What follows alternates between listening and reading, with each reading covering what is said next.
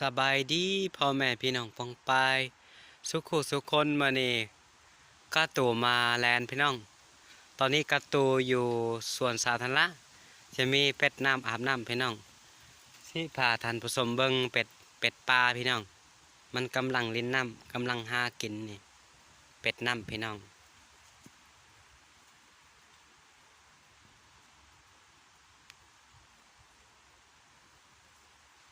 ลายโตพี่น้องเห็นบ่มันลิ้นน้ำ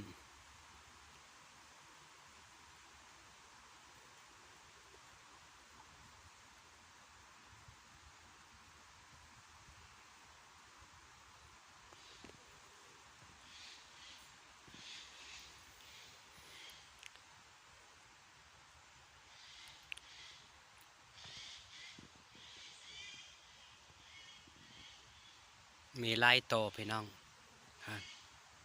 แถวเทิงก็มีพี่น้องแถวเทิง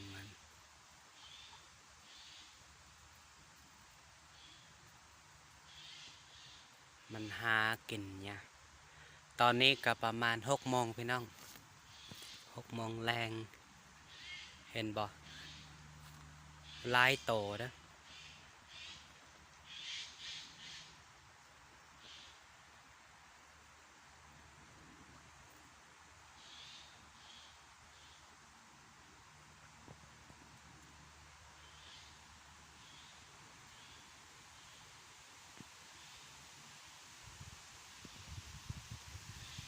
บรรยากาศพี่น้อง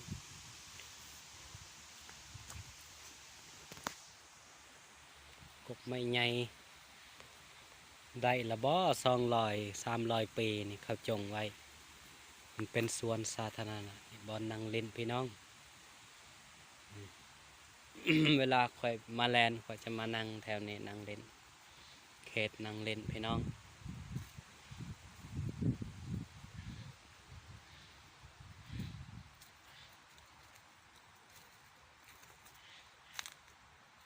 เบิ่งเป็ดพี่น้อง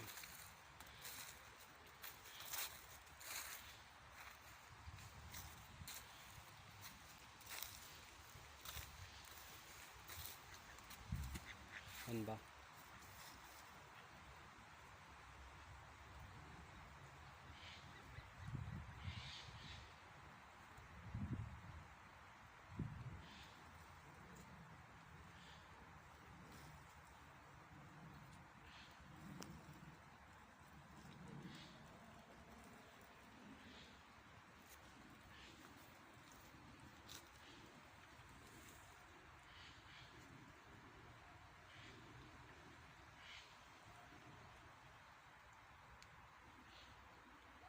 เห็นบ่มันหากินนะ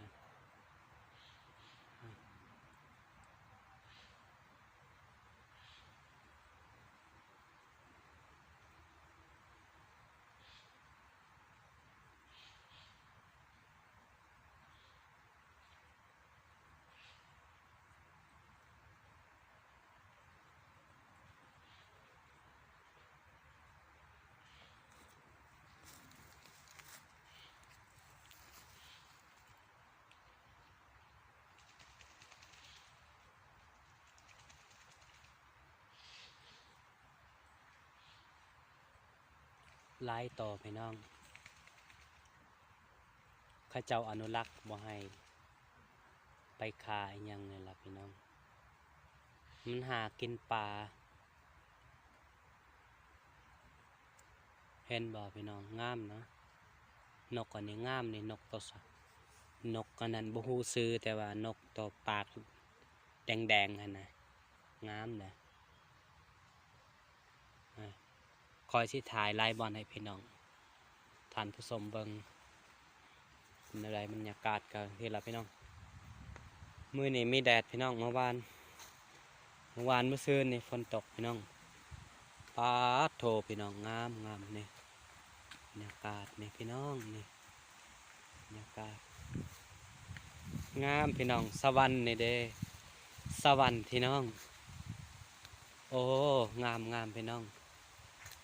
ไปเบิ่งอยู่พุ่นอีก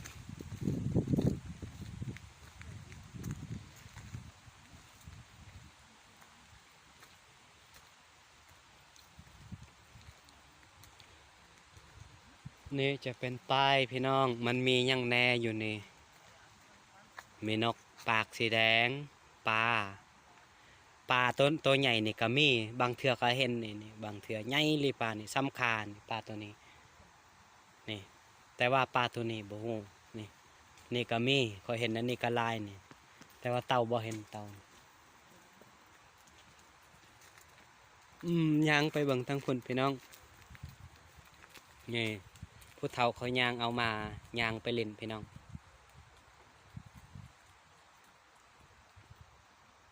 มันก็ม่วนนะพี่น้องงามบรรยากาศตอนนี้เป็นตาอยู่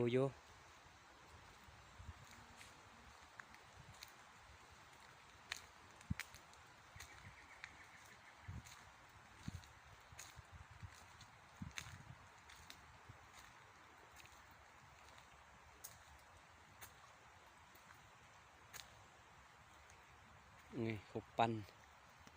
เป็นหุบปันตะขาเอาเจ้าเอาไม้เฮ็ดนี่ไม้เจ๊แกะสลักเฮ็ดลูกนี่บอนั่งเล่นพักพร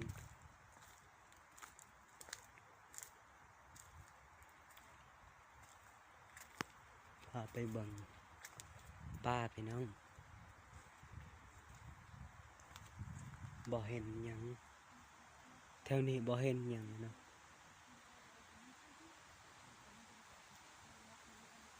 บ่เห็นหยังแถวนี้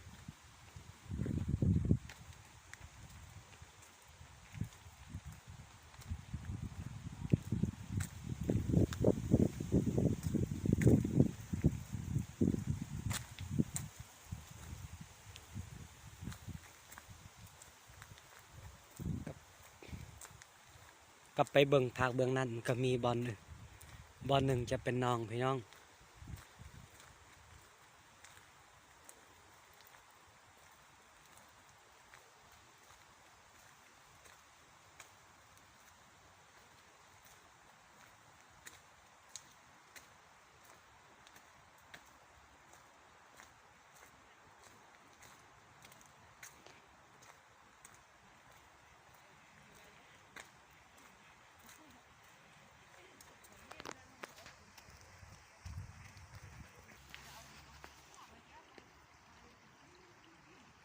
นี่ป่าเบิ่งห้วยพี่น้องห้วยบอลเป็ดมันลิ้นเบิ่งห้อยมันลงนี่เป็ดสัตว์ป่าลงครับมันอาบน้ำเห็นบ่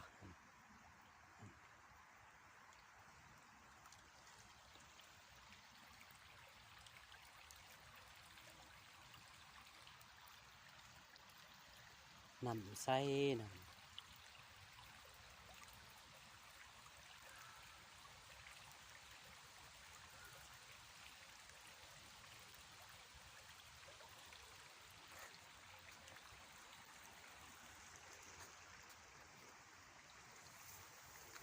ฝนสิตกแล้วพี่น้อง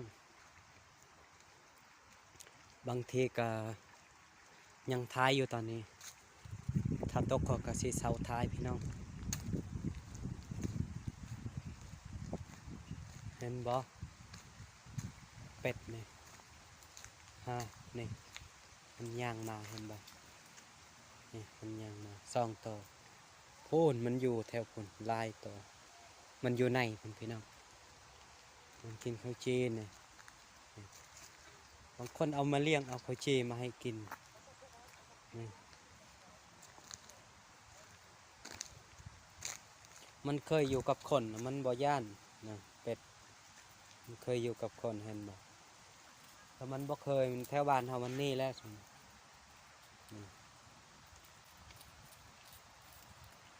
ซีเมนผัวเมียกันนะพี่น้องผัวเมียแล้วก็ผัว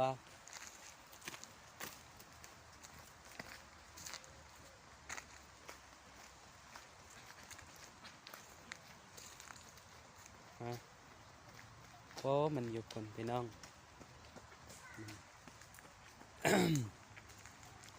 น้องตัวนี้เราคอยเห็นปลามันนั้นคอยมาแลนพี่น้องคอยเห็นปลาใหญ่ซ้ำค่าใหญ่แถวนี้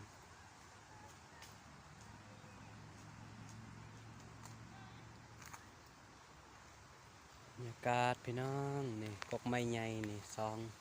ระหว่างทางนี่ให้พี่เบิ่งบอลนี่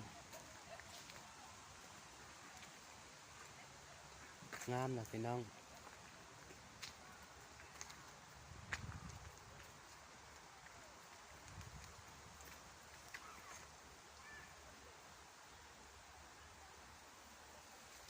สิตกและฝนสิตกบรรยากาศบอลนั่งลิน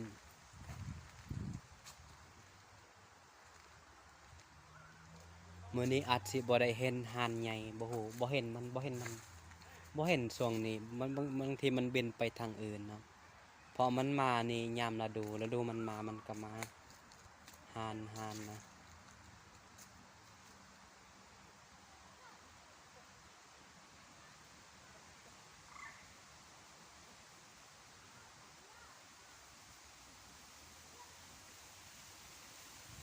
ลมพัดเย็นจอยพี่น้อง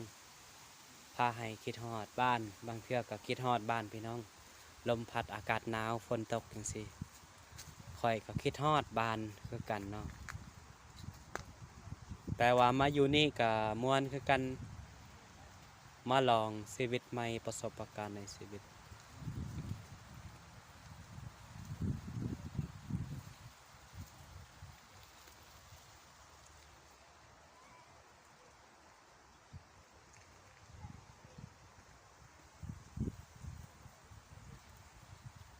อันนี้เขาเฮ็ดแต่ดนแล้วเนี่ยเบิ่งหินใหญ่เขาก่อแต่สมัยก่อนเขาเฮ็ดก่อนเบิ่งสไตล์การเฮ็ดการก่อต่างกันเหล็กกับเหล็กเก่านี่พี่น้อง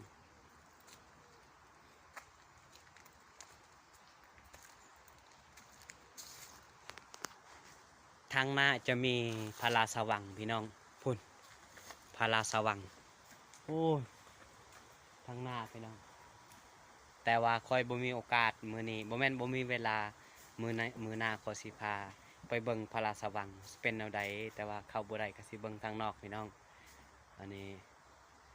ข้อยก็ดีใจเนาะสิได้แชร์อันภาพอยู่นี่สิเป็นแนวใดชีวิตแล้วก็บ่แม่นชีวิตอันนั้นธรรมศาสตร์ทางนี้เป็นแนวใดพี่น้องขอโทษเว้าผิดบรรยากาศพาไปเบิ่งอีกน้องหนึงพี่น้อง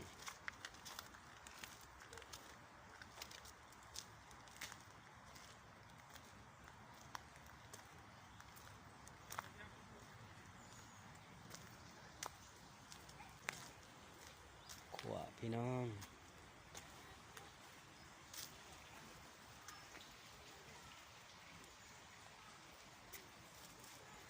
อืมอากาศงามพี่น้อง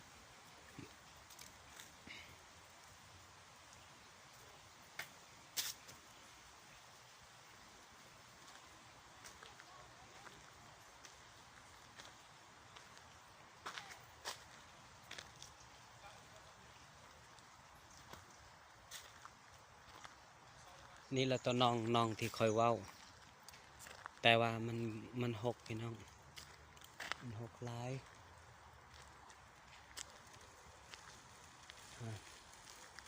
เบิ่งผู้เฒ่าบ้านเขาบ่คือผู้เฒ่าบ้านเฮาเฒ่าบ้านเขาสะดวกสบายฮอดยามตายมันแต่ตายก็สะดวกสบายแต่ว่าเขาเฮ็ดเวียกหนักเนาะยามเขาเป็นยังหนุ่มเนาะเขาเฮ็ดน่ะเวียกแล้ววัดเฒ่าเขาก็บ่ได้หนักเขาเซาเฮ็ดเวียกเขาก็กินเงินเปอร์เซ็นต์เงินที่เขาเจ้าที่รัฐบาลหักอันนี้บอลนั่งเล่นพี่น้อง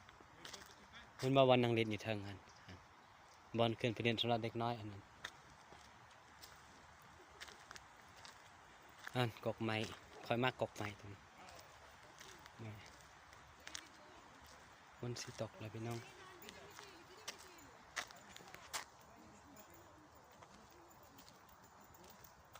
ไปอีกไปเบิ่งบางทีสิได้เห็นอันนั้นสัตว์กับน้องมาฮัลโหล นี่ฮอดน้องแล้วพี่น้อง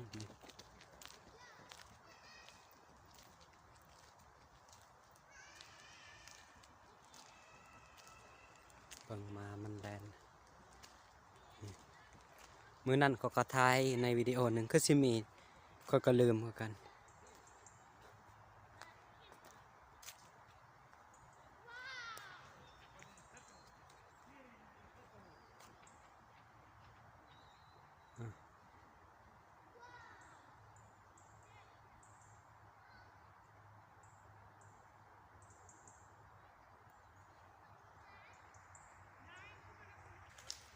นี่เฮ็ดเยอรมันพี่น้องนี่มันนั้นเฮ็ดลายอยู่ในโพน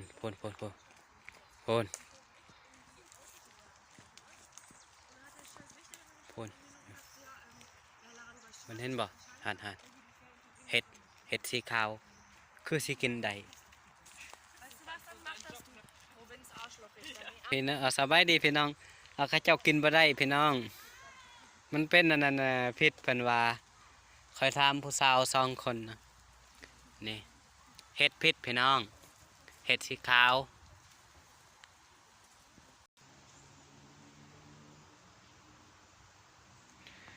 ใบใหม่เปลี่ยนสีพี่น้องนี่สีฮอดยามฤดูหนาววินเตอร์จากสีเขียวเป็นสีแดงพี่น้องฮอดเดือน11-12ก็สิบ่เห็นละใบไม้มันหล่นหมดพี่น้องตอนนี้ยังเห็นอยู่สำหรับตอนนี้ก็งามนะพี่น้องเนาะเป็นบ่อนกมันหากินนั่นใบไม้สำบริกพี่น้องมวนลายพี่น้องสบายดีฮัลโหลนี่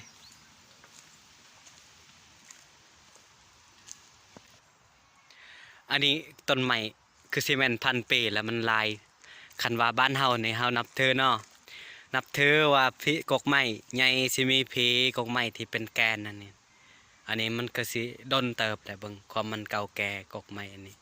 ไปเบิ่งประวัติมันพี่น้องประวัติกกไม้สิเป็นแนวใดนี่ประวัติกกไม้ตัวนี้ประมาณ 2,000 ปีพี่น้อง 2,500-4,000 ปีแล้วกกไม้ที่มันที่ค่อยทายให้พี่น้องเบิ่งอันนี้ซูฟอสเซเลอร์นี่ชื่อมันไอเซนสตัมชื่อมันดนเติบแล้ว200-400 ปีพี่น้องเขาก็นักวิทยาศาสตร์เขาก็ประมาณสำนั้นเขามันเก่าแก่พี่น้องถ่ายให้เบิ่งพี่น้องถ่ายให้เบิ่งนี่เห็นบ่เขาเจ้าเฮ็ดมันก็เวลาค่อยเว้าบางยาเนี่ยคนลุกพี่น้องค่อยรู้สึกว่าคนลุกบ่ฮู้ว่าย้อนมันจะมีวิญญาณหรือว่ามันเป็นน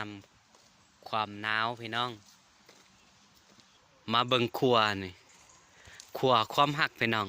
เต็มแต่กระแจหั่นกระแจเขาเจ้าห้อยคู่ใดมานี่เขาเจ้าจะใส่กระแจเต็มกระแจนี่เบิ่งแบบทางบ้านเฮาเพิ่นว่าคำสัญญาพี่น้องเห็นบ่กระแจเขาเจ้าห้อยนี่บางคนก็นี่เอาสัญญากันไว้สิแม่นจะห้อยกระแจเป็นคู่พี่น้องเต็มบรรยากาศพี่น้อง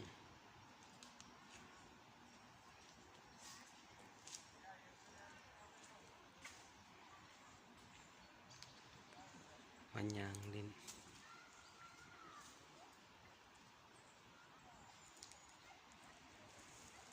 อยู่นี่ค่อยเห็นปลาใหญ่เหมือนนั้นตอนมันมีแดดส่องลงมาเฮาสิเห็นนะปลามันอยู่แถวนี้พี่น้องโอเคพี่น้องวิดีโอข้าพเจ้าก็สิจบเพียงเท่านี้กดไลค์กดแชร์กดติดตามให้ข้าพเจ้าเพื่อมีกำลังใจเฮ็ดคลิปต่อไปพี่น้องโอเคบ๊ายบาย cheers